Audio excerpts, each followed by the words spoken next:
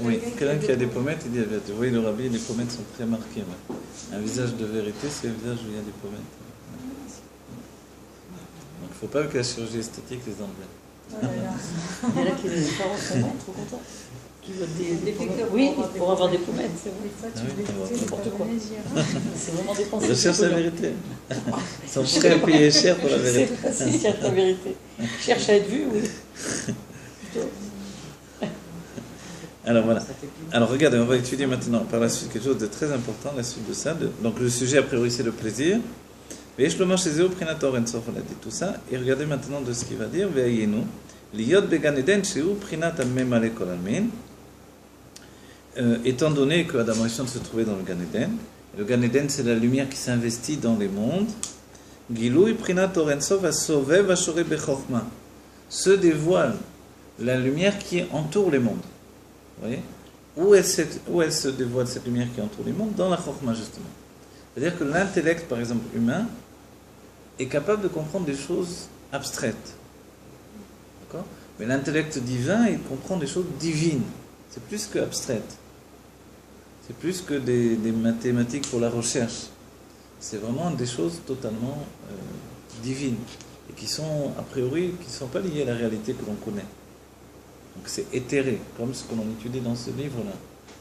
Donc ce qui peut faire peur pour venir étudier ce livre, ou d'autres livres du même genre, c'est l'idée d'abstraction de la réalité.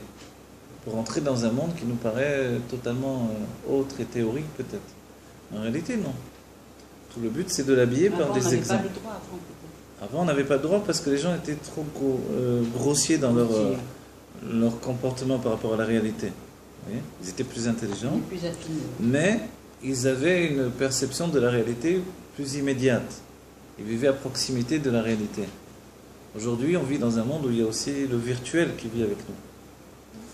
On peut rester des journées entières sur un ordinateur. Alors, c'est que du virtuel. Donc, face au virtuel, on n'est pas repoussé ou on n'est pas détaché de notre élément de vie. Donc la génération peut aborder également donc, une notion de Dieu qui n'a pas de corps. Auparavant, c'était impossible. C'est pour ça que toute la Kabbalah parle de Dieu et donne l'exemple du corps. À l'époque de la Chassidout, où vient se dévoiler, on va dire la science également, donc les hommes commencent à percevoir les forces de la nature qui les entourent d'une manière plus spirituelle, ils commencent à vivre avec des notions plus spirituelles.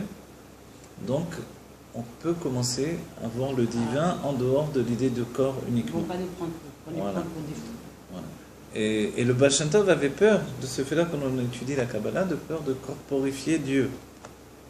On parle dans la Kabbalah des yeux de Dieu, de la barbe, des dents, des pieds, des mains. Vous voyez, évidemment, ce sont des images que le Zohar a transmis pour le Zohar et la Kabbalah en général, pour nous donner une fissa, d'attraper un peu quelque chose.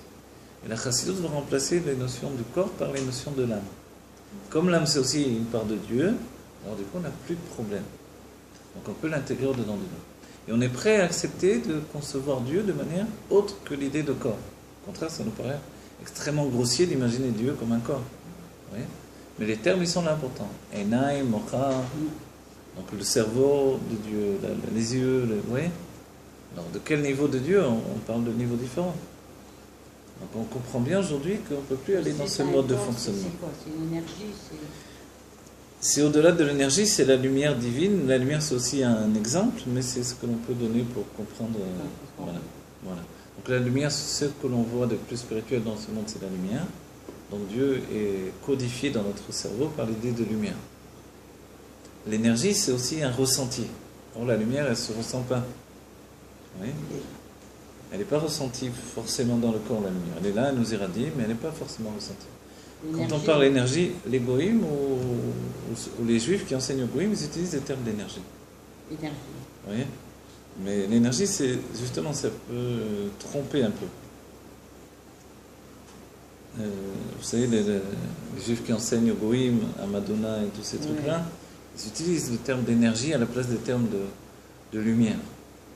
Vous voyez que c'est parce que le goy ne peut pas a priori juste aller vers quelque chose qu'il ne ressent pas. Le juif, oui, il peut se tourner vers quelque chose qu'il ne ressent pas, Parce que cette lumière, c'est une présence aussi. Et que par la lumière, on découvre toute chose existante. S'il n'y avait pas de lumière, on ne verrait pas le monde matériel autour de nous. Donc la lumière